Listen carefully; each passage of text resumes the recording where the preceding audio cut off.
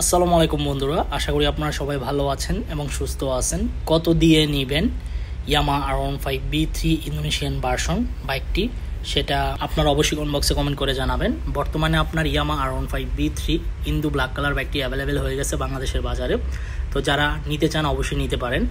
আবারও অনেক জল্পনা কল্পনার পর আপনার ইন্দোনেশিয়ান R15B3 বাইকটি অ্যাভেলেবেল হয়ে গেছে, কারণ B3 বাইকটি নাকি B4 বাইকের থেকে বেশি ভালো লাগে কাস্টমারদের বা বাইক ইউজারদের। এই জন্য আপনার B3 বাইকটি আবার অ্যাভেলেবেল করেছে বাংলাদেশের বাজারে, অ্যান্ড B3 বাইকই বেশি চলতেছে। আর যেখানে কাস্টমারের কাছে সেল হয়, আমি শোরুমের ওনাররা ওই বাইকের কালেকশনটাই বেশি রাখে। তো কত দিয়ে নেবেন সেটা আসলে আপনারা অবশ্যই শোরুমে এসে যাচাই বাছাই করবেন, কারণ দাম তারা আমাকে বলে নাই। তারা বলছে কত দিয়ে নেবেন, শোরুমে এসে যোগাযোগ করতে। আর শোরুমের নাম হচ্ছে বাইক গার্ডেন। এই শোরুমে মূলত আপনার B3 ইন্দু ব্ল্যাক কালার বাইকটি অ্যাভেলেবেল আছে, আপনারা চলে জাস্টিফাই করতে পারেন। আর B3 বাইকের বিল কোয়ালিটি পারফরমেন্স কতটা ভালো সেটা আপনারা সবাই জানেন, নতুন করে কিছু বলার নাই। অ্যান্ড নতুন বাইক ক্রয় করে অবশ্যই ব্রেকিং পিরিয়ড মেনটেন করবেন।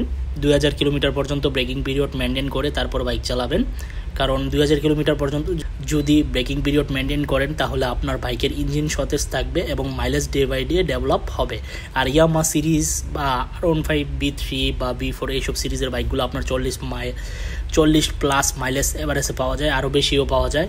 হাই রোডে আপনার 45+ পাওয়া যায়, কারণ B3 ইঞ্জিন খুবই অত্যাধুনিক ইঞ্জিন ইউজ করা হয়েছে। আর B4B3-র মধ্যে জাস্ট আপনার ডিজাইনের পার্থক্য, চাক্কা, সাসপেনশন, ডিস্ক, ব্রেক ক্যালিপার, তারপর ইঞ্জিন, তারপর হচ্ছে আপনার লিকুইড রেডিয়েটর আছে, তারপর হচ্ছে আপনার রিম, এগুলো সব এক, হ্যান্ডেল বার সম্পূর্ণ এক। জাস্ট আপনার হেডলাইট, তারপর লুকসের ডিজাইন, ট্যাঙ্কের ডিজাইন, এগুলোই মূলত চেঞ্জ করা হয়েছে। তো যাই হোক, এই ছিল আজকের ভিডিওর আপডেট ইনফরমেশন। দেখা হবে ইনশাল্লাহ পরবর্তী ভিডিওতে, এবং আল্লাহ হাফেজ।